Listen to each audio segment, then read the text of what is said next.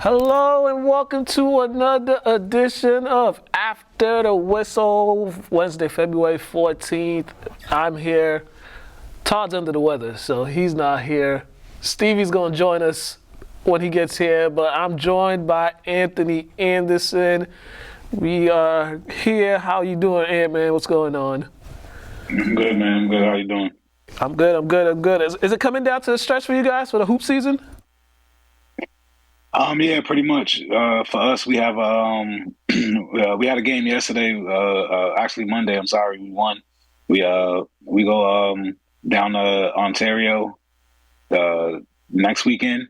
Last weekend in February, the 25th weekend, and then that'll be the last weekend for seeding, and then our nationals will be at the end of March. So that'll be a week in Niagara at the end of March. So the boys looking good? Boys being better? Yeah, looking good, getting better, man. We got a bunch of young guys, right? We got 3 seniors, and one of them is really integral to what we do, and so not losing much. We got a lot of young guys that kind of carry the load, and everybody's coming back, and we'll be looking to reload a little bit. So we're looking good now. Got better as the year went on, but I expect us to be pretty good next year. Gotcha. We know who's pretty good is the Kansas City Chiefs and Patrick Mahomes. These guys, yeah. This might have been their more impressive Super Bowl runs just because they didn't do it like they did it the last time, scoring a whole lot of points, being explosive on offense. It was one of those games that it was offense and defense, with the defense carrying them throughout most of the playoffs, and the offense just needed to make enough plays to come in this one. And I felt like in this game, 49ers, I think they weren't playing to win. They weren't playing to win the way they were, their play calling. I don't know if you feel the same way. They were playing to not lose more than playing to win. Yeah, because it seemed like offensively they were, I tweeted this out. I said they were trying to make Brock Purdy the story and make him be the Super Bowl MVP instead of just getting the guys that really carried the team the ball. I mean, Kittles, we didn't hear much of Kittles, Debo, Ayuk. Right. It was just McCaffrey, and even down the stretch, they didn't even give him the ball that much. No, that's true. And again, I don't know what the defensive scheme was, because Kelsey didn't get a lot of touches either. He made some noise towards the end, but he was pretty quiet too. But no, yeah, Kittle was quiet. Yeah, I think they needed to lean on the Ayuks and the Samuels a little more. But I mean, it was a tough game. It was a hard fought game, and like you said, Kansas City did it a different way. I mean, I think people were kind of down on them most of the year because they weren't offensively amazing, but they had great defense, and it helped them get all the way to the finals. And like you said, they just had to do enough on offense to pull it out, and they did. And the 49ers also didn't capitalize on the turnovers. They had an interception and then a fumble. They could have scored on that. I think late in the game, when it was tied at 16 with the 49ers driving, they had a chance to kind of milk the clock all the way down to kick the game-winning field goal. But once again, an interesting play call. Instead of running the ball with McCaffrey, they decided to go on a pass with the Chiefs secondary was playing well all day, so I thought at that point you should have tried to milk that clock some more, keep Mahomes on the sidelines, and try to make them use their timeout so you could potentially get the game-winning field goal. No, for sure. I think there was definitely a lot of blown opportunities by San Fran, even at the beginning of the game, because they had Kansas City bottled up pretty much, and they were moving the ball pretty well. So I mean. But again, it is what it is, man. It's a game of inches. It was hard fought, and Kansas City made the plays when they need to. And the crazy thing is, the most interesting part is they didn't know San Francisco didn't know the overtime rules. They didn't know because I guess they thought if the clock ran out in that first overtime and the Chiefs didn't get a playoff, the game was going to be over. But they didn't know. They got to play until the Chiefs actually score, kick the field goal, because that's how it goes. Yeah, so they get a possession now. They changed the rules, yeah. And that's the Buffalo Bills rule. That's that Buffalo Bills rule because they complained about that. But yeah, I just thought overall the Kyle Shanahan too. He was playing like a scary coach. He was coaching scary. Yeah. He was like, that's 3 years. That's 3 times in the Super Bowl where he's kind of played out. He's been scary as a coach. It was when he was with the Falcons, was calling all those pass plays when they was up 28-3. The last time they were in the Super Bowl, and now this one, it's kind of like, it's the kind of stuff you look at the coach and be like, is he really the guy? He's a good coach, but is he the coach that can win us a Super Bowl? He could get us there, but can he win it? No, yeah, that's true. That's a bad track record. That's a bad track record for sure. Yeah. Now Mahomes, we got Mahomes. I think this guy, he's reached a point where he's Teflon.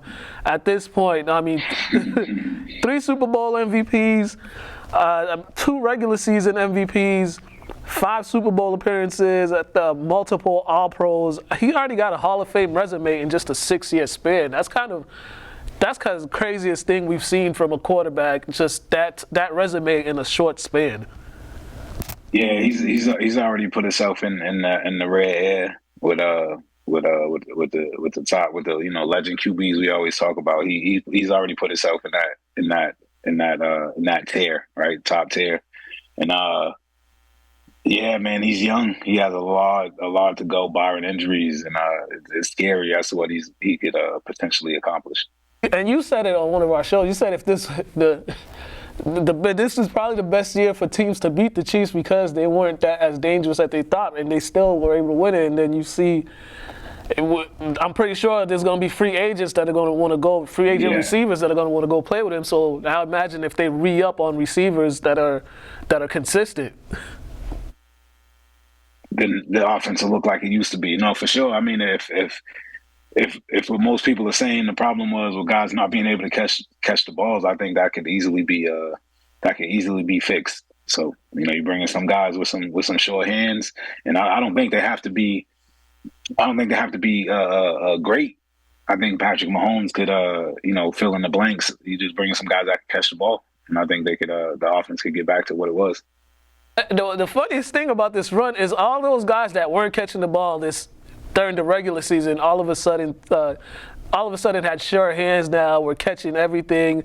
I think I read somewhere they didn't have a drop all postseason from the receiving crew. So and now they're champions. Right, now they're champions. They stepped up. That is kind of hilarious. And also, we got to talk about Andy Reid too as a coach. Yeah.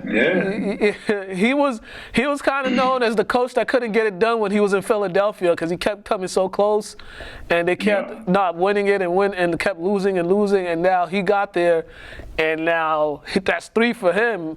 That he's already in the upper echelon of coaches just in history with 3. Yeah. So now it's like where his place is as a coach. Yeah, he got a lot of respect as a coach before even winning. People gave Andy Reid a lot of respect as a coach before even winning, and so now he's head man and he's head man in the dynasty.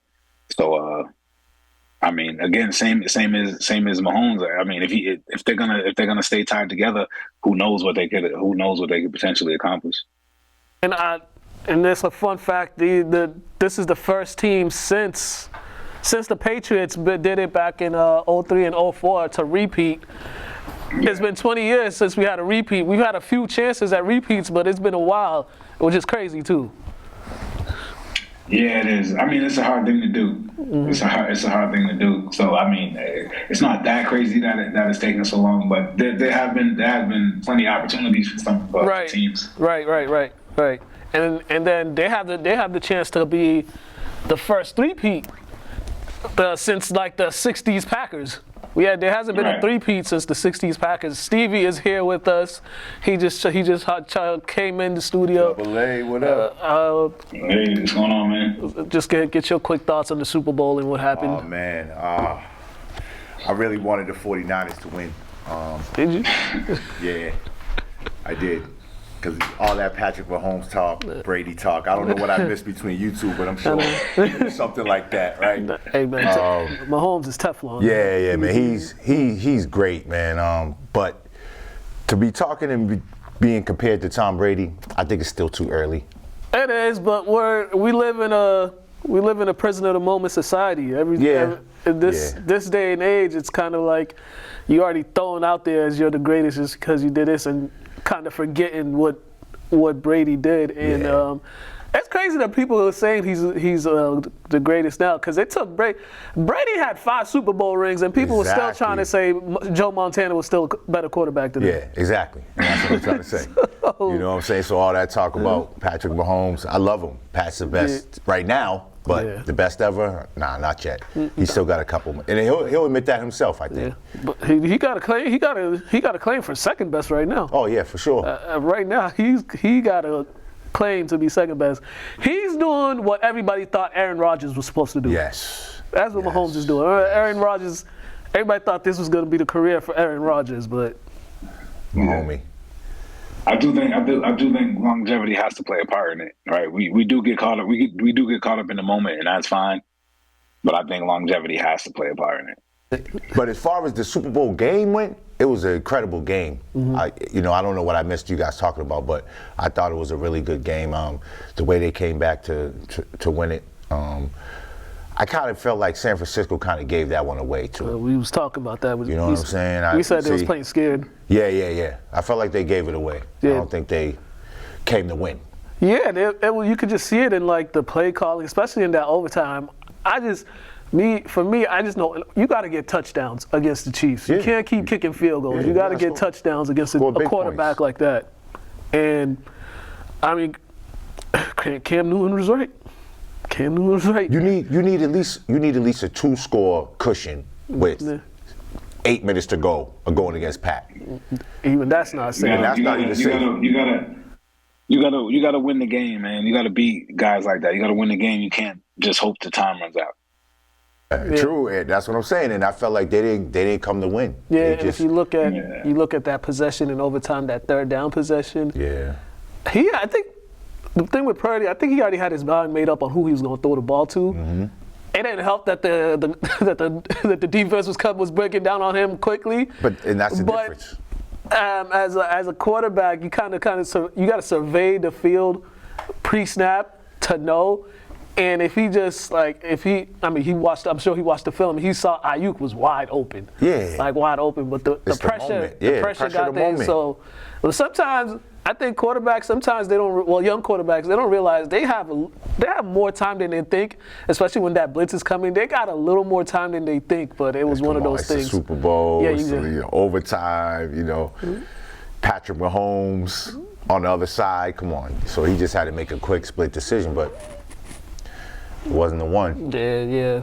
And he was. You just saw the difference between a game changer and a game manager. Yeah. In that situation. But we was talking about numbers and some of the guys. George Kittle. George Kittle had 2 catches. Yeah. George Kittle had 2 catches. Debo had 3 catches.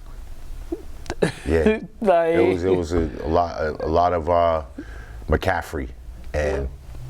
Yeah. And Jennings and some guys Jennings stepped up. Yeah, Jennings. He played well. I think if San Francisco would have won, I would have gave Jennings the MVP for San Francisco. He probably would have got it. I mean, him and McCaffrey were the only impressive players on that team. Yeah, I don't know where Debo's hurt. Debo, I think he hurt his hamstring in that game. Yeah, but still, it's the last game of the season. Yeah. you got to find ways to get him the ball. That's true. You got to find different ways to get him the ball. So. I had another thought on this game. That's just the difference, though, between, the quarterbacks, a great quarterback and a good quarterback. Yeah. Because did you see Patrick Mahomes use his legs most of the time in the end of the game? Especially that last, in that overtime when they needed it. Yeah. And even before the overtime. To get to the field goal. Yeah. He was doing his thing. Yeah. With his legs. Yeah. He's like, okay, you want to stop the pass? Okay, all right. And with that, with all that said, the 49ers, I think, are favorite to win it next year. They're Vegas' favorite to win it next year. I don't think so. It's the roster. They got a good roster. Yeah, but I don't think. Yeah. I mean, they'll have the same guys, but. That's how I feel. They should have had it. They should have had it right now. That's it. If they didn't, this was their window. This was their best opportunity. This was their window. So I was watching this at a bar, and this girl that I just met at that bar, talking the whole game. She wouldn't tell me how much she placed the bet on. So she said she had the over 21 points for Kansas City. So she wouldn't tell me how much, and then she's like, she won $60K off that last touchdown. Wow. Wow. She probably had a couple G's on it. The couple. Yeah. The way she was stressed out the whole game, especially going into overtime, I was like, the 60 G's. What y'all think of the halftime show before we go? Usher. Yeah. You know, I thought it was Usher. Usher does his thing. Usher been around since I was a kid. Yeah, it was cool. Yeah, I thought it just shows the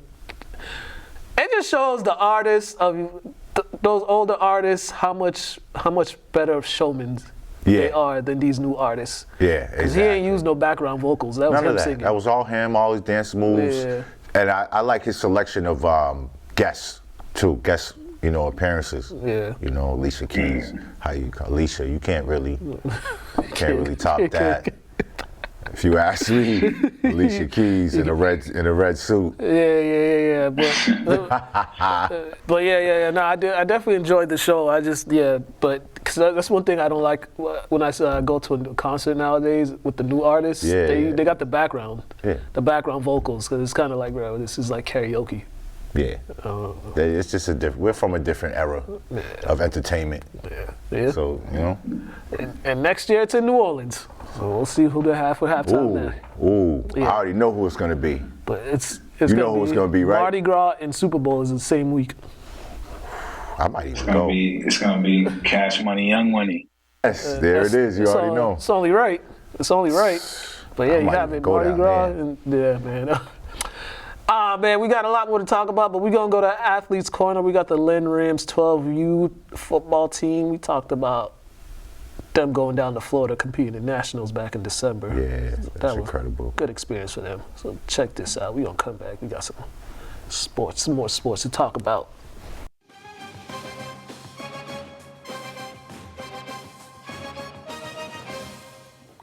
Hello, welcome to another edition of Athletes Corner. And once again, we are joined by the Lynn Rams 12U. Well, not the whole team, but we got coaches and two captains, the most important parts are here.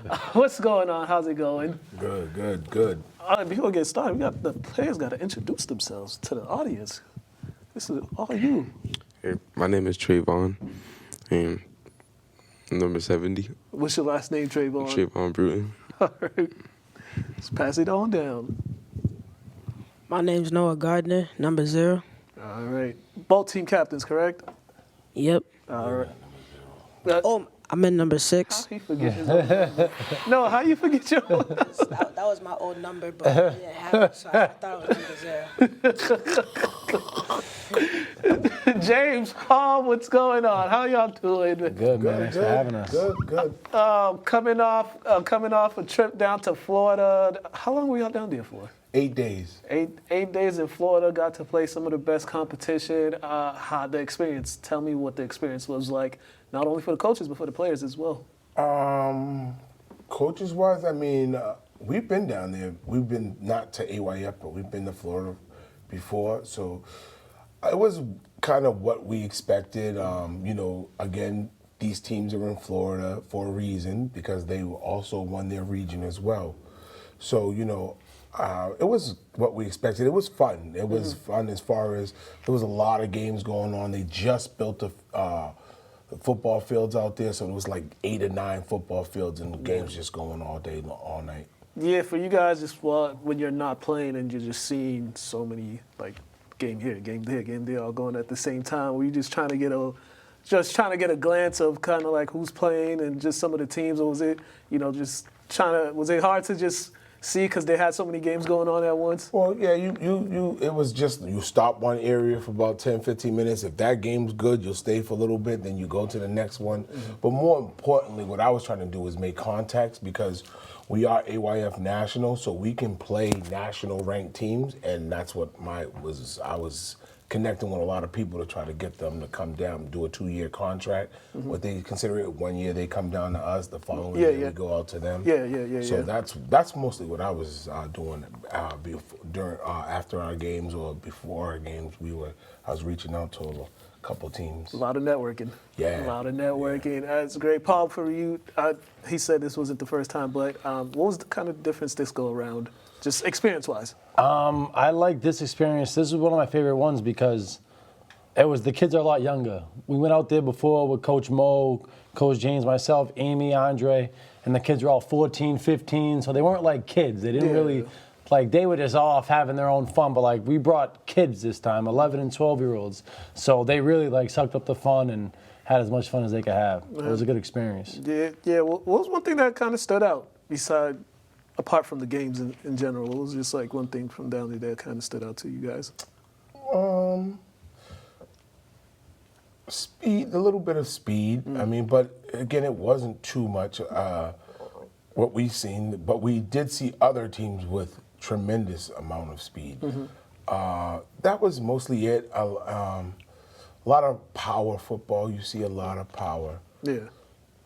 I think for me, the biggest thing I seen was Division I 13Us when there was. I watched the California team versus North Philly Hawks, the OG Ducks, 13U, and Philly had about a kid 6'5", 6'6". OG Ducks had about 9 of them. That was 6'5", 6'6", 6'7", easily. Jeez. The quarterback was about 6'4".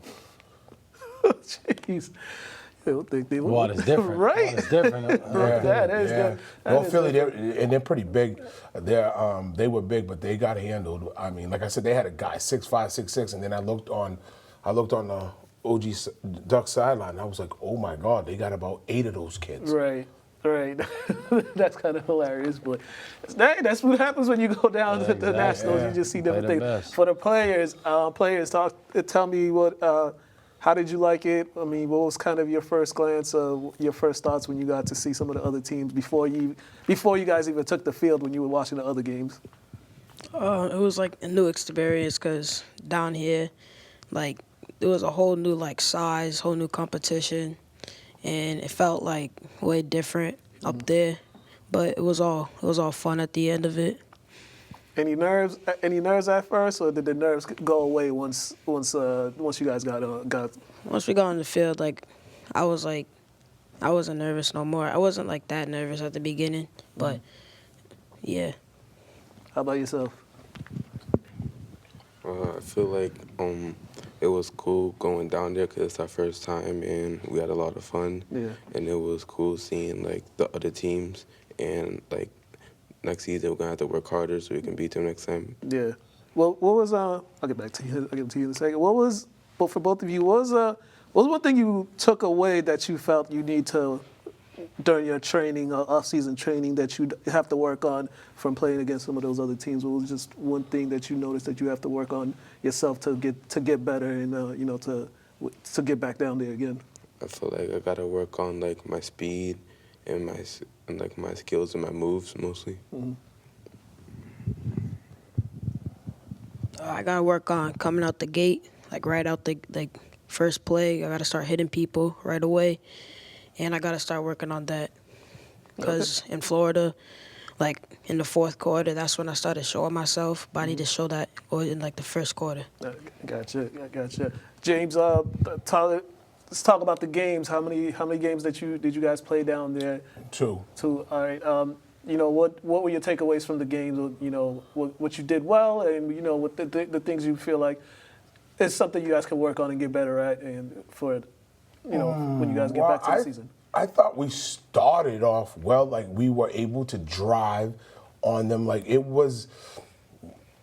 I felt like we should have won the first game. Definitely. We had some mistakes that we didn't really have this much during the season. We had fumbles, and that was my big takeaway from that is that these teams are in regional down in Florida for a reason. Mm-hmm. They're gonna capitalize on your mistakes, and like I said, we had uncharacteristic strips, fumbles. I mean, literally on the goal line, 5 yard. Mm-hmm. We had a pick from the 4 yard line.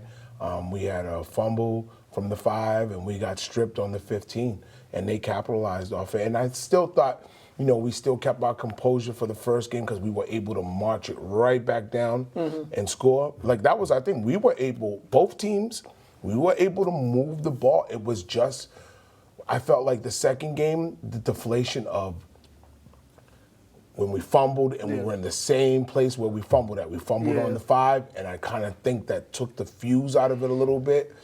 But the kids still played, and you know, and as far as for me, there's things that I know that I have to do better, and I definitely I tend to work on that. Like I gave myself a week off, and we're right at it. Like Mondays, we have track. We're lifting Monday, Wednesday, Friday.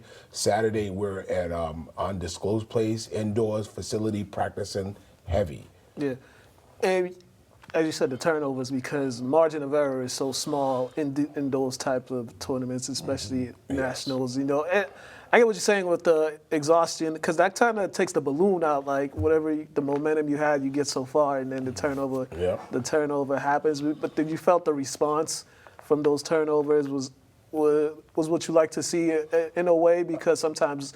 Well, the first game, the way we were able to come back in the second half and move the ball, again, I felt like that was a strong, like we made a statement, but again, you know, we had a couple of mistakes, and like I said, those teams are there for a reason too, just like we are. They're gonna capitalize on your mistakes, and that also comes with the coaching and growing as well as the kids, you know. There's a lot of things I took away from that, and you know, my passion is as hot as ever right now. Like I literally gave myself a week, and I have not stopped. When it comes to, you know, drawing up new plays, watching film, and drawing up plays at the same time has been one of my biggest things this year. And just, you know, really like just studying everything that I thought we did wrong to put it in right, and you know, obviously our goal is to get back there and win a natty. And I think, you know, we will be able to make that run. Team-wise, who are the players that stood out to you, Paul, down there that you guys were really proud of? I'm sure you're proud of everybody. Yeah, for sure. But just like the growth of some players, like Jairo Fernandez, he has grown so much over the past 2 years. Like, when stuff didn't go his way 2 years ago, he would have a breakdown. And now this year, like, we're down in Florida, we go down, and he's on the sideline, like, giving a speech, being that guy to step up and be like, hey, let's stay positive, let's go out there and get it. And I was like, had to step back, like, wow, like, the growth of this kid is like, Jesus. But on the field as well, kids like Makai, a lot of the linemen, our littlest guy, Logan, out there, he's out there not scared to get in there and get his nose dirty, so it was good. Proud of all the kids. Yeah, for the captains, how were you guys able to keep your team focused during the bad times of the game? How were you guys able just to let them know, you know, it's a long game. It's a long game. We did some stuff well. We could do some stuff better. But how were you able just to keep it focused? Because sometimes when things happen in the game, when you're young, you kind of lose focus and things will spiral. But how were you guys able just to keep the ship afloat? We could try to like talk to them, how to help them lock back in, because like after they miss a play, they could get mad at themselves. But we need to make sure they're locked, because if they lose inside their head, they lost the game. Did you feel like this team was one of the more, you guys were together a lot this year? You know what I'm saying? Like the tight knit group this year, is that what kind of helps you guys down there to go down there and represent really well? Yeah, because our team, we had our backs, and it was like we were just all locked in.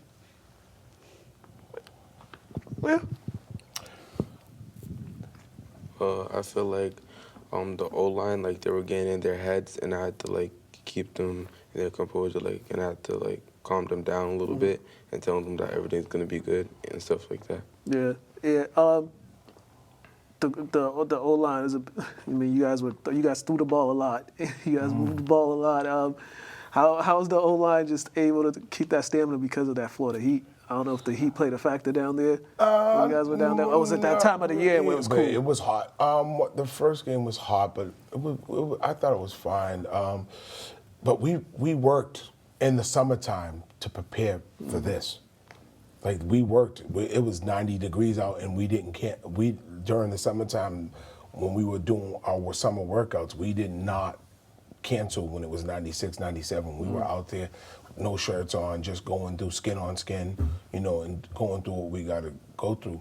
And again, for us, our biggest growth, for me, from what I observed, was the summertime workouts, and constantly, because our fear was Springfield, because last year, 2022, they came out and beat the brakes out of us. We were scared as soon as we got off the bus. Like the trash talking, the parents and the kids all in your face. The kids have never seen that before. And we're talking about we're in the hood. Yeah. So they never seen that like that. They were like, as soon as we got off the bus, it was right in your face. Yeah. We were able to talk every single practice. Listen, we didn't give ourselves a chance. We never hit these kids to see if they were hard or tough or anything. And that, for me, was the big thing. And that growth. And that game against Springfield, I thought these kids went from here to here because no fear, came out and they came out hitting. And because Springfield thought they were going to walk over us. As they predicted on their sports page that they were going to walk all over us, and the kids came out, and I've been proud of these kids because I know I'm a hard coach, because I'm tough. I'm not one of those coaches that's going to sit there and hold you by the hand. We're going to learn, we're going to get after it, but we're going to be physical, we're going to be tough, and we're going to be mentally tough. And like I said, mentally tough this year was big for us because, like he said, a couple years ago, we would have folded. Yeah. We were flaky on that level. I thought, it was a couple of games this year where we kind of stood mentally tough and we were able to just bounce back. And again, as far as the linemen go, they were great this year. Like we were able to pull, hit, run, do everything, man. It was hard to stop what we were doing. And the best thing about that is y'all are gonna run it back. That's for sure. That's the best thing out of all that with the same group. Oh man, we're running out of time here. But you got spring coming up. Already got the workouts going in. Good luck next year as well. You got that going on. So follow them, Lynn Rams, Facebook. Follow their Facebook page. Follow their Instagram page. If you see them, if you want to sign your kid up for the Lynn Rams, just shoot James a message, shoot Amy a message, shoot Paul a message. Find them. They're on Facebook, so find them if you want to get your kids signed up to play some football. A lot of good things happening with the Lynn Rams. So congratulations on everything. Thank you. Year number 2, right? We're in the country? No. Year 2 with AYF or year? A year. We're going on year 3. Yeah, that was okay. So that was the second year. Yeah, second year and already in nationals. So there you have it. Thanks again, Amy. Thank you. My man, thank you. Don't forget to see our billboard. Oh my God. Yeah, our billboard, thank you, man. Our billboard is at I saw it. Dunkin' Donuts. Yeah, I saw it. If you drive past it, you see it. You guys been watching Athletes Corner. We out of here. Thank you.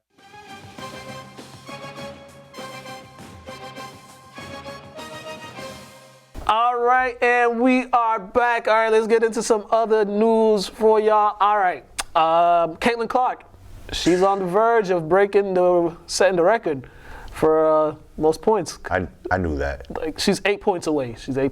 That's why she came back.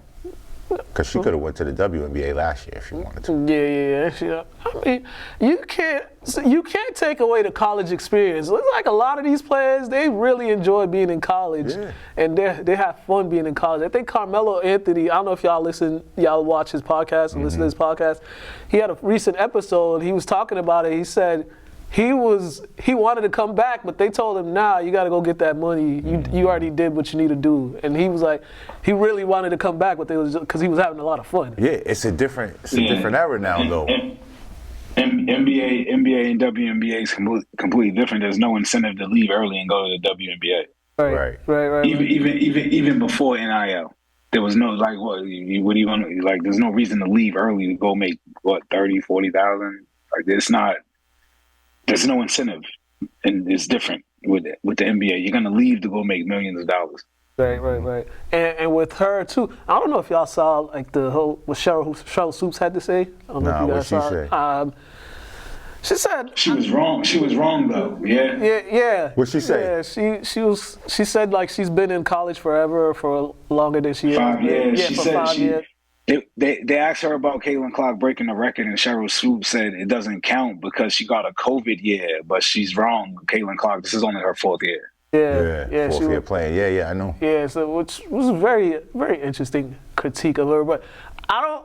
Yeah, they should not ask like players. I mean, it's not necessarily a critique if you're just wrong. She's just wrong. She's just completely wrong, right? Like this, not a critique. You should know what you're talking about before you talk about it. I guess if you're gonna make that type of statement, you should kind of know what you're talking about. That's not hard to know, right? Like it's not hard to know to Google it, to look at it. It's not hard to know. I swear, whenever people ask like the different players from the older generation about like the new generation players, there's always, as you said, there's always some little hate towards them and something like that. Just because they came up in a different time with the game, and this game, the game now is different. But it's kind of like the game changes. That's the only reason. Yeah, and Cheryl Swoops is one of the greats. Like Cheryl Swoops, Cynthia Cooper, like that original like Houston Comets team. Like she's one of the greats, but she just had no idea what she was talking about. That's kind of like that's more disappointing if you're a basketball fan that that you would even you would say something and be wrong about it. The saying is like you didn't know what you're talking about because you didn't play the game. And so it's kind of like now we're seeing more and more athletes or more former players. They get on those mics and they don't know what they're talking about. I mean, take Steven Jackson for instance. His comments about Austin Rivers. Like, he was wrong. Like he tried to call Austin Rivers a scrub. It was just like, no way. Like this was the #1 player in the country, coming out of high school. He was like he had a good college career He's for an what he NBA did. player. So it's kind of like what I don't know these. But he played for a lot of years. I think Steven Jackson was saying it just in the sense of just barbershop talk. If we were sitting around right now, we would say Austin Rivers is a scrub. We would all say Austin Rivers is a scrub. We know he played 11 seasons and he was decent in some of the years, but nobody would sit around and act like he's like he was something special in the league. Nobody would. We would all say that. He was all right. Coming out of high school, I think was his best years. If you ask me. I mean, coming out of high school. He had his mixtape still considered the best high school mixtape. But yeah. Other than that, But that just shows you how hard the NBA is. That's what I mean. That's literally how hard it is. I mean, other guys flourish. I mean, maybe he just wasn't maybe he was just okay. He was just average. That's fine. Yeah, it's good to be average. Mm-hmm. Yeah, as long as you get your money. But yeah. And he's another one. Austin Rivers, he's another one. I mean, he's also a Nepo baby too. He was gonna get a shot at the league regardless, right? Because his dad played and coached. He was gonna get a look no matter what. He's another one. Out of high school. Yeah, but he's another one. He gets on the mic too, and it's kind of like, what are you talking about, man? Like Steven Jack. No, Steven Jack's another one. Austin Rivers too. He's another one. Some of these former players, they get on the microphone. It's kind of like, bro, do y'all watch the game or do y'all just trying to say stuff for clickbait purposes? Yeah. Right now, it's everybody. It's more than just the athletes too. I think that's a lot of what the podcasting era is. I mean, it's not.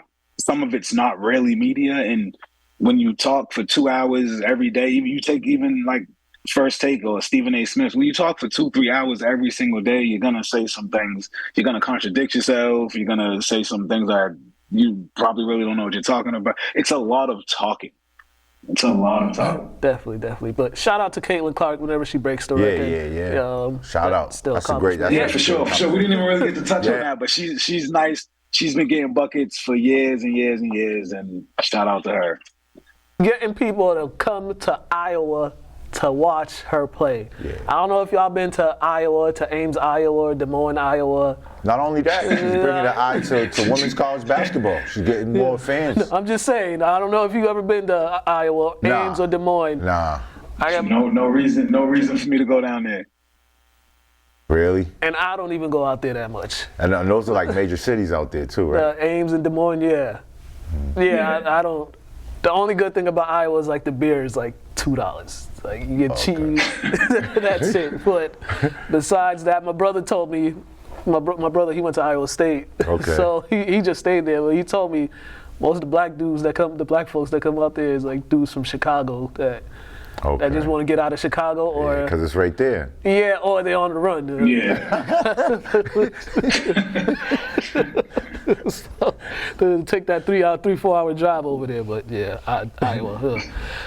NBA trade deadline. There weren't that many significant moves that were made. A couple teams made some moves. I like Celtics made some moves. I like Pat Bev going to the Bucks. Anytime you add Pat Bev to your team, it's going to bring. I like that. Thing. Yeah. I think that strengthened them. Yeah, Celtics added to their front court. Yeah, with Tillman. Tillman just needs some depth on their front court. What about Springer? What you think about him? I don't know much about him. And what you think about Springer? You know much about him? Who was that? The dude they got from Philly. The dude they got from Philly, yeah. Oh no, I don't know much about him. No, Tillman, I know he was a solid role player for the Grizzlies, right? He's on the Grizzlies. Yeah, Tillman's not bad. He can rebound. Like an undersized big man, he rebounds though. Can hit that little mid-range 18-footer. Yeah. You know. Yeah. But then Spencer Dinwiddie moved to the Lakers. Yeah, I thought that was a good move too. But I don't think it does much for the Lakers. It feels like he's kind of like almost another player like they already have. Like him and Russell. Him and Russ, right? I was almost thinking like we were gonna start. What do you think, Ant? Yeah, D'Angelo's playing good too. I mean, yeah, I don't know how much it helps. I don't think it hurts them, but I don't know how much it helps. No, it's not good. Because right now they're still a play-in team, and they're barely getting by. They're barely beating good teams, and it's like, at this point, it's just the Lakers. So they're gonna get some type of headlines. There was something else too. Yeah. I mean, the Clippers. It's a lot of season left in the West. That thing could change easily, right? Where they got 26 losses, and then with 21 losses, you got like 6th place, right? Like it's Suns too, right? I forgot. The Clippers though. They've been. I think they're number 1 right now. Yeah, I like in the West. They're hitting their stride. Yeah, I like what they're doing. Their biggest issue is are they going to stay healthy? That's kind of always been the question with them because guys always get injured at the most inopportune time. True. I just think when Kawhi makes his mind up to play, they're a different team. Yeah. You know what I'm saying? When he puts them on his back, they can go far, man. Yeah. But it's how he goes. Yeah. LA. Yeah. All right. Yeah, Clippers are solid. They were hot. I think they lost their last 3 or so maybe, but no, yeah, they put it together. Yeah, definitely. They're playing good, man. They got teams like that are going to be hard to beat in playoff series. Teams like the Clippers, Phoenix, man. There's so many guys. Like Phoenix has Bradley Beal. They have like Gordon. They got Eric Gordon. They got so many guys, man. I was watching the game and like they went to double Durant, and it was like a swing to Booker, one swing over the Beal, one swing to Gordon for 3. Like that's going to be tough to beat in a 7-game series. Who's got it rolling? Too much offense. It's too much offense. And sometimes when you have too much offense, you don't really need to play that much defense. It's like, can you outscore us? Yeah. So we'll see how that goes. I like Minnesota though too. I think they got it. I like teams like that, but I mean, they're not. We got to see if playoffs are different, like everybody says, then I got to say that they're young. They're not tested. We got to see if they could do it. Like I can't see Minnesota beating the Timberwolves in 7, something like that. I don't know. The good thing about I can't see Minnesota beating like the Clippers in 7 or, Phoenix in 7, like a team that's like been there, like with guys that's been there. think that the good thing about the T-Wolves is they've established who the alpha is, which is Anthony Edwards. Yeah. And, you know, Towns and Rudy, Gobert. and They're good with the roles they have. Like not first options. You two could switch being second or third option. Even Nas Reed, he's having a heck of a season too. Great coming off the bench. Yeah, so they got a good core, young, nice little team. Celtics update: they won last night. They're on a nice 5-game winning streak right now. Celtics are the best team in the league. Number 1 in the East, number 1 in the league. Tatum, his game this year, he's doing a lot more passing. His assists has gone up. Yeah. He's not forcing shots this year. That's true. That's very true. He's welcoming the double team and getting the guys the balls. That's another step to his game that he needed to take. That's leading to wins right now, as you can see. And he sees that. Yeah. But what is he, 26? 25, I think 25. Dude's still a kid. Yeah, but the way the Celtics been playing though, people complain about that they shoot too much threes, but the numbers show that they have a balance. I mean, what team doesn't? Right.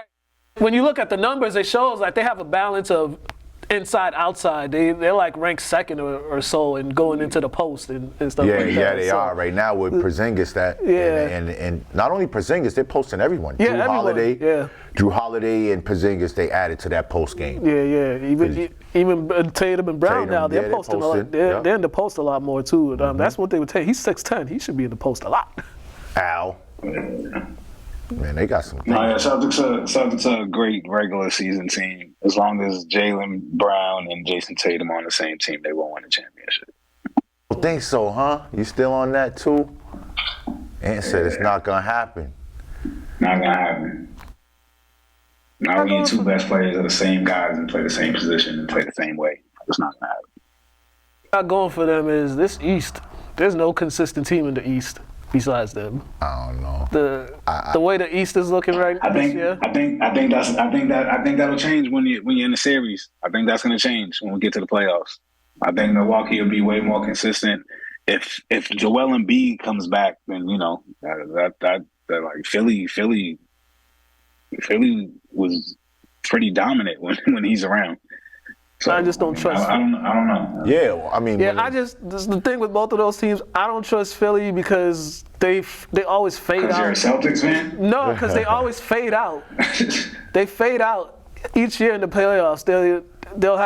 They'll make that first. They'll win the first round, and then the second round it looks like they got it going, and then they just fade out. And they stop getting the ball to their best player. They start doing stuff that they weren't. I think they weren't got some doing. good trades though. Yeah, we'll see. And then the Doc Rivers effect. How I feel about Doc. Know who's scary now? The Knicks. I like the Knicks. Knicks are playing well, but can you win with Jalen Brunson as your best player? With the trades? You see the trades? I see the trades, but can you win as Jalen Brunson as your go-to offensive weapon in the playoffs? They remind me of LA. Yeah. But on the East. We'll see what happens. We'll see what happens in the playoffs. Crazy things happen in the playoffs each year, so we'll see what crazy things happen this year, because we know something crazy is gonna happen. We got boxing for y'all. Oh man.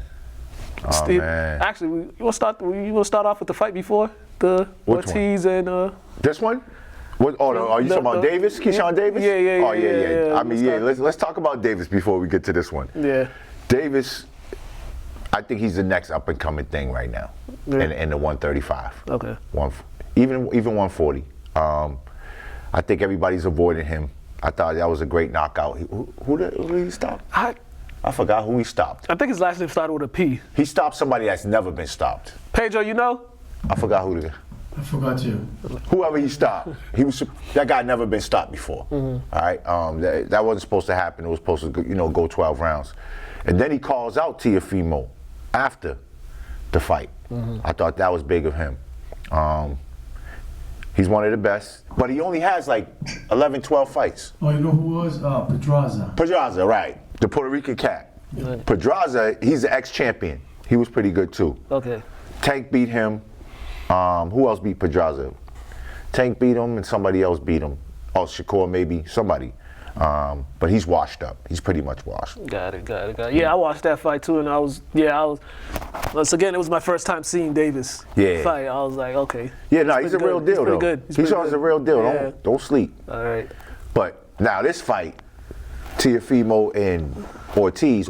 He's from Worcester, if you guys don't know. He's from Mass. I met him because I think he came out here. He came out to Lynn for something. Yeah, he's definitely been out here before. Yeah. I actually met him a couple of times. I thought he got robbed, but at the same time, you have to beat the champion.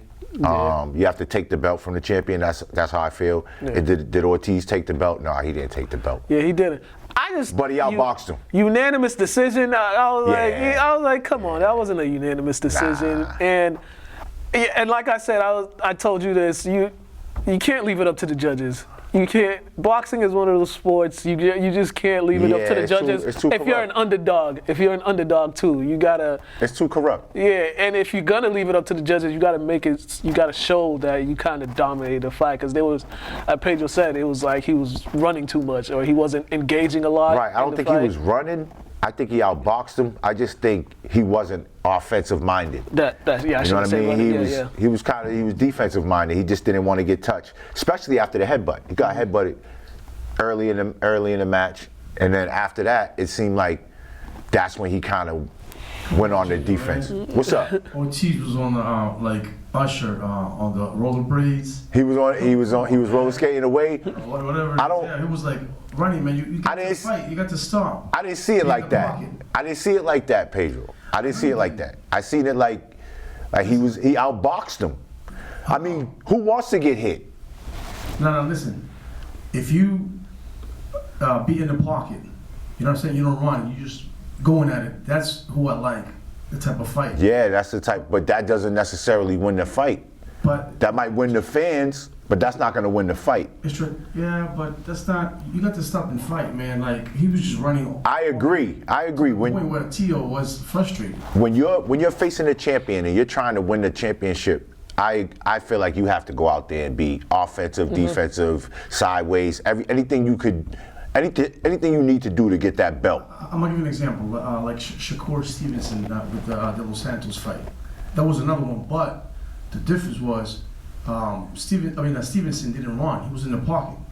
Yup, and also Stevenson was hurt. That's another difference. That's great. Ortiz wasn't hurt.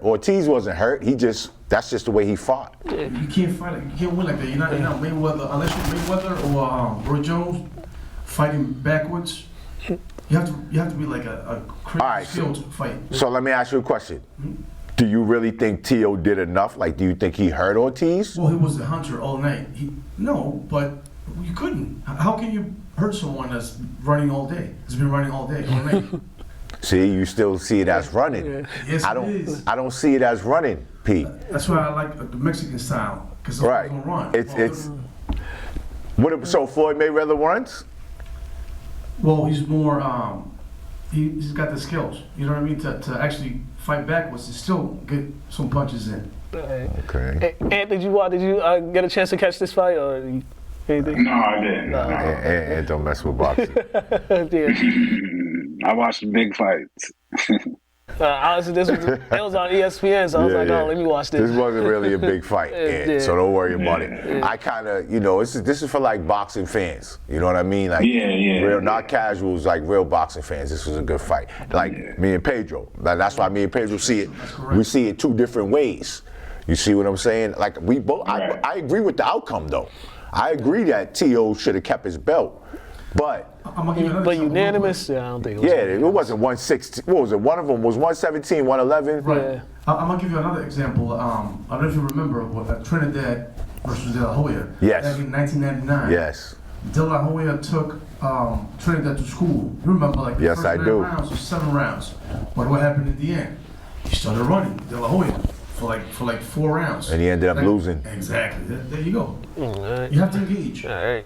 That's true. Yeah. But shout out to him for winning. We got real quick, don't mess with him, man. When it comes to boxing, I know my stuff. Oh, I know you. I know you know your stuff. I know my stuff too. You know that. We just see it 2 different ways, Pete. Definitely. That's it. That's true, man. We got Haney and Garcia. Yeah, that was just announced. What you think about that? I think Haney's gonna win, but I think Ryan's powerful. I think if Ryan catches Haney, because Haney's chin is questionable still, I think if Ryan catches him with one of them lefts. And then me and Pedro were talking about this last week. They haven't officially signed yet, but Crawford and Canelo, yeah, they've agreed to. I think it was 168 they agreed to. Yeah, I'm going with Crawford, no matter who he fights. Pedro's waiting for them to sign the papers. That's what. So Pete, I'm with you on. Pete, we know this. A fight's not a fight until the papers are signed. So, matter of fact, it's not a fight until they walk into the ring. Right. But I'm ready for Crawford as well. Yeah. That's gonna be. And real quick, Haney and Garcia. I'm rooting for Haney. Come on. Yeah. Garcia will not beat Haney technically. There's no way. That's what I said. No way. Like in a boxing match. No way. But don't sleep on Ryan. Like everybody sleeps on Ryan because he's a pretty boy or whatever. No. Ryan got some skills, and Ryan can punch. Yeah. I don't see it as a pretty boy type of dude. He is whatever, but. Did you see what? Did you see the little scrumble they got into, the little rumble? Yeah, I don't take. I like that. Sell a fight. I don't take Ryan Garcia serious at all. So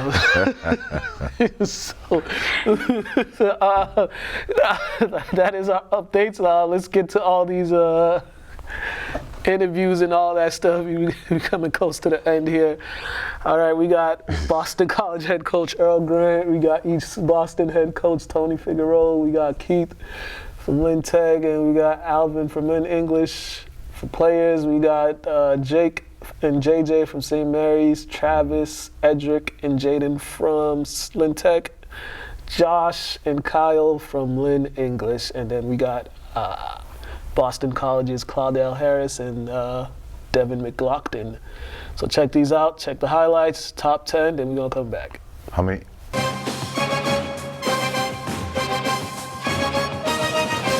Chaz early on, he was making an effort to push the tempo each time either they scored or did not score. Is that just a way for you guys just to get in your offense quicker and not letting the defense? Yeah, he's a tempo player. He wants to go fast, and I think on misses we really want to go fast. There's times if we score the punt, we want to get it and go. And then other times we want to jog it up and run a set play and get it to the right person where they need to get it, when they need to get it against the matchup that we want. So he's just a natural guy who wants to push the tempo and push the pace. So he does a good job of that. You know, people find shots in transition when he's in because he's just really pushing and looking for his teammates. And so him and Jay-Z, it's beautiful to have both because they kind of got different styles and different tempos. You know, but Chaz definitely pushes the tempo for us. We're getting to that point of the season. It's almost March.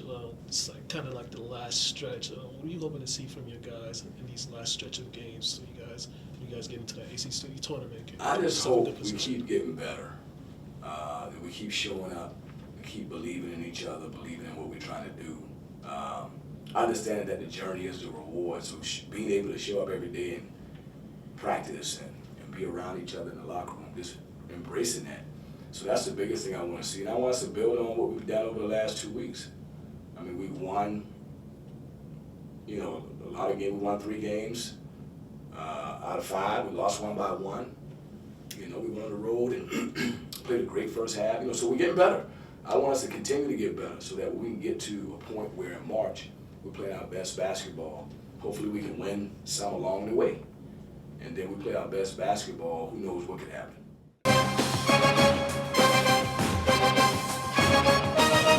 With Coach Chandler, filling in for Coach CB. You guys got the win. I know you wasn't too pleased with the way the end of the fourth quarter, but just how pleased you guys coming with the win after last night's win.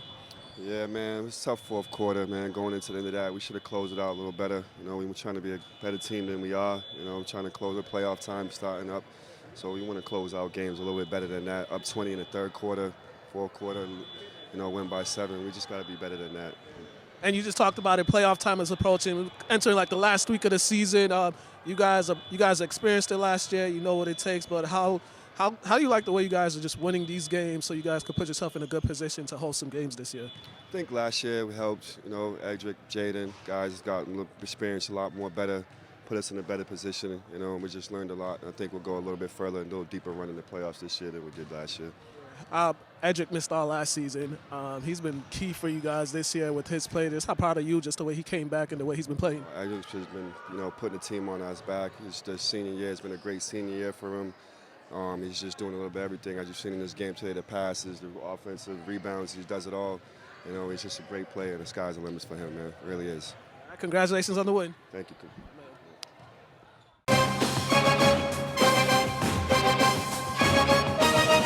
All right, Coach, you guys came out with the victory. It seemed like that second quarter was the big quarter for you guys. What did you guys do to spark that run offensively and defensively? So my thing with these guys is we're trying to mesh. We're still trying to mesh. We lost Caleb, right? Not lost, but he got hurt. And we're trying to figure out how to pick up some offense. So I told him, you know, Caleb's our natural scorer, our slasher, but now we have to just swing the basketball, play unselfish, play for each other, and that's what they started to do. So that's how the lead, you know, got to balloon. Yeah, it seemed like the big guys had a big advantage, and it made it difficult for them because there were stretches in that point where those guys couldn't score on you guys, especially trying to get the ball out. What did that zone do to them to get them out frustrated? So our bigs are key, you know, for the season. In the beginning we started off 0-4, so because some disciplinary issues, and they were, you know, caught up in that stuff. But now that they're back, now that we're catching our groove, they understand that they're our staple, that they're our go-tos, right? So when they're in the game, it makes it harder for other teams to play against us because they're not as tall, right? So we get it into them, we feed it down low, and once they pack it in, we have some shooters that can knock it down, and we shoot it from the outside.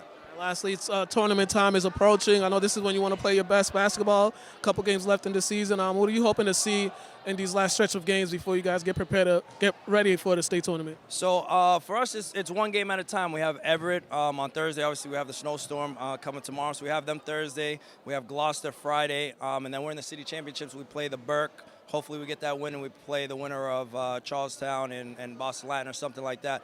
But my thing is just one game at a time. If we continue to get better every single time, then I don't care who we match up with. I think we can match up with anybody in the state. But the kids got to believe, and the kids got to continue to play and continue to work every single day. So, again, we're one game at a time. We got Everett next week on Thursday, and we'll go from there. Congratulations on the win. Thank you very much. Yes, sir.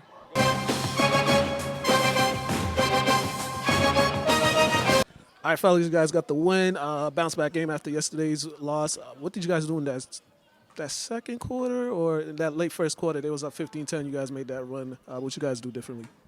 I would say we wanted it. We started hustling after loose balls and Jake and Rowan. When they had that diving play, I guess it gave us a boost of energy that we needed. The big guy, he got it going early on, but then what did you guys do defensively, collectively, to kind of slow him down? Our green defense, that's our matchup zone. We played pretty well on him, made sure to help on him, and we didn't help anyone else besides him and try to take him out of the game because he's their main scorer. Definitely. This is that time of the season where most of these games are going to feel like playoff-type games. You guys trying to position yourself to get a good ranking for the playoffs. What do you guys think you guys are doing well, and what do you think you guys got to get better at as you guys come to these last stretch of games of the season? I feel like we're doing better on making that one more pass and having trust in each other because I would say before we didn't really trust each other at all. All just moving the ball, working hard. We got to know our plays a little bit better because some, like us as a team, we don't really know, but we're young. We're going to be fine. Yeah, definitely. And lastly, what was that fourth quarter? They cut it 44-41. You guys hit them with that run to create some separation. Was that just you guys locking in on defense? Because it seemed like the defense started creating the offense for you guys. Yeah, Coach Brown was like making us work harder. And after the third quarter, I think that. So going into the fourth, he was talking to us, just making us work hard and giving us energy to play defense. All right, fellas, congratulations on the win. Thank you. Good work out there. Good work, man.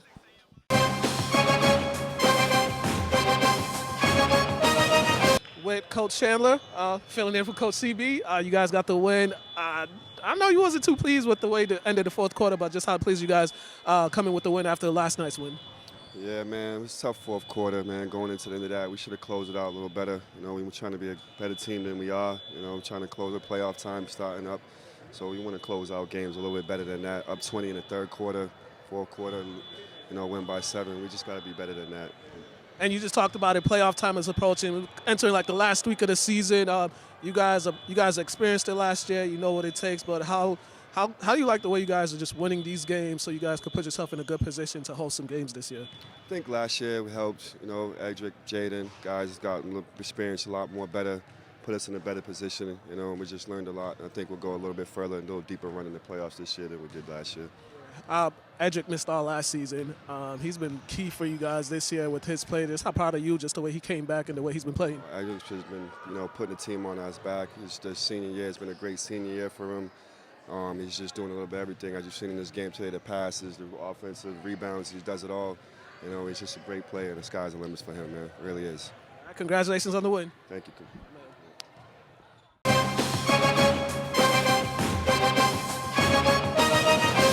A lot of talking in that game. It got chippy in that second half. What's going on there? That's basketball. Growing up as a kid, you always have that trash talk, that little swagger, which you're supposed to have that playing basketball, and we don't expect nothing less. But the refs have to do their job, which they did tonight, to control the game, just in case it does get out of hand. But yeah, we love it over here. The shots was really falling down this game. It was like a few times in the last couple games where you guys got momentum, but then it was like the shots you guys were getting weren't falling when you needed them to. It seemed like in this game, when the shots you guys needed them to fall down, it started falling down. It's just a matter of the offense rolling. Yeah, we just moving the ball. It all comes down to the root of getting stops in transition, getting the rhythm, getting our feet in the paint. The more we move the ball, the more energy it creates. It gives people confidence to hit shots, and that's outside of the game, working on shooting shots, making shots, being big time players, getting a lot of reps in, and then it just translate when the lights come on. DJ gave you guys a real boost in that second half where he got that flurry. He's been kind of in and out, but how key is he for you guys when he does stuff like that? DJ is huge for us. He came in, gave us a huge jump off the bench, and I think it was he was more focusing on his defense and just hunting for us, and then the shot just came to him. And then when he does that, he's really good.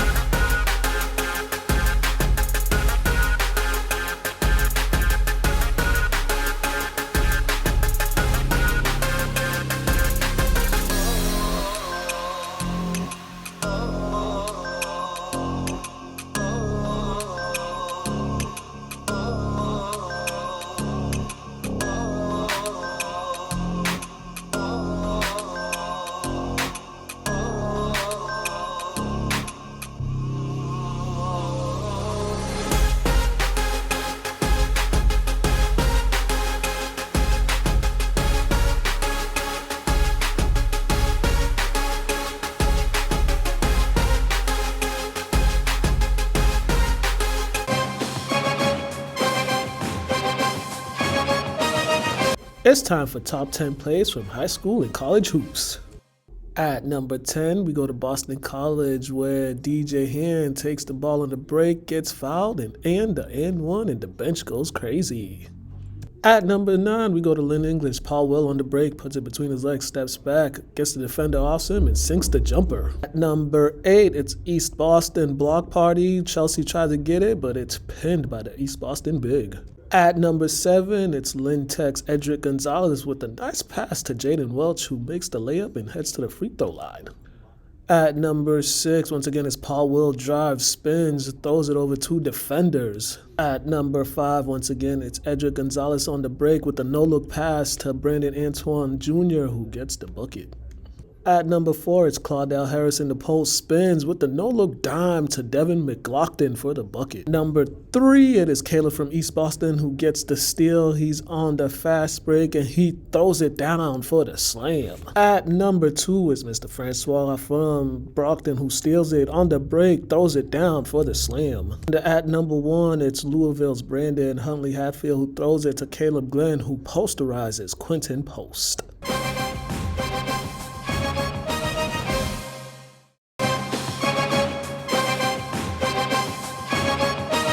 And we are back. All right, high school hoops is coming to an end. This is like this week's pretty much the last week of the regular season. Then we got the tournaments before the state tournament. Spartan Classic is this weekend. Oh, okay. Saturday at St. Mary's. Saturday. When does the state tournament start? It should start sometime next week or during vacation. No, it's right. No, after vacation. So that's so. Yeah, so we next week's vacation. So it comes. They start back. It starts the week after vacation. So in about 2 weeks. Okay. Not a Vogue Tech though. I think their tournament is during vacation. Yeah. So for the boys side, in Division I, I was looking at it. The way they got this lineup, they look like they're gonna have Lynn English. They're gonna have to win out. Well, they're 31 right now on the rankings. They're 31. So if they win these next 2 games against Cambridge and against Malden Catholic, they'll boost their rankings. What, they only got 2 losses? Yeah, 2 losses. And they're 31. Yeah, they got 2. So they got 2. Yeah, yo, it's crazy what's going on right now. They got who they lose to? They lost to Everett, St. Mary's, and Charlestown. 3 losses. 3 losses. And 3 of their losses are like top 10 teams. But I'll say this. But St. Mary's is in a different division, though, right? That one has to hurt. Hurts them. Yeah, two of their losses, they gave the game away. Like 2 of their losses, they gave the game away. The Charlestown loss, it was like a seesaw game. They had a chance to win it, but they didn't win it. But the other 2 games against Everett and St. Mary's, they gave those 2 games away. It was just like, take those games. They shouldn't have lost to Everett. But yeah, if they win these 2 games, it'll be better. But my issue with these ranking system, I think we're gonna have another year where they're gonna put all the best teams on one side of the bracket, in Division I. Because it could obviously be a possibility if English is ranked 31, they could end up on the same side as whoever. Like that's crazy. That was the case last year. So the top teams last year was Worcester North, Newton North, English, Lawrence. There's one more. But those 4 teams, those were probably the best teams in Division I last year, and they were all on the same side of the bracket. I know, I remember. Each on the same side of the bracket. And right now, it's looking like they're going to have English. If it goes the way it goes, English will have an opening round game, and if they win, they're going to have to play Worcester North, defending champs. So. First game, oh man, second game. Yeah, man. This ranking system, I said it before, it helps the suburb schools so much, and it's just, it's terrible. They knew what they was doing. They definitely knew what they was doing. But shout out to all the other teams. Like we got all the boys. Can I ask how? Like, how does that? Like, what does it matter if like English? If they have to play Worcester North, shouldn't they just beat Worcester North? No, I'm just saying, like the way they've kind of been. It's kind of like the MIA has like something on them because each year they've been putting them in a way where they have to face like the team that's probably favored to win it each year. Like you're saying they're giving specifically them a tougher road. Okay, that makes more sense. Yeah, because this is like 3 years in a row. Because even the year before, BC High won it and they had to play them in the second round. So put up a good fight in the first half, but that BC High team. Yeah, they giving English a tough time. Yeah, out here for what for the last 3 years, definitely. Lynn Classical, they clinched their spot in the tournament. Oh, they in? Yeah, they're in. They beat Chelsea. They had to beat Chelsea. Oh, that was to get in? Yeah, so they're in. All the boys programs, they're in. I believe Kip's in as well. I believe they're in as well. So they clinched. If not, they're close. On the girls' side, everyone's clinched except Lynn English girls, but everybody else. Lynn They got Tech girls. Yeah, Hey. Allison Morels. She's having a good year. St. Mary's girls, they having a good one. But that's St. Mary's girls. They got a big one today against Bishop Fenwick. So those two teams, they played in the state finals the last 2 years. So, but yeah, everybody in Lynn except one team is in, so that's a good thing. So hopefully we can see them. Shout out to the city. We can see them all make a deep run in the tournament. Shout out to the city. English plays Brockton this Friday. Game was supposed to be Tuesday, but it got rescheduled because the alleged snowstorm. They played them twice this year. I said Brockton. They play in Cambridge this Friday. Okay. They beat Brockton last Friday.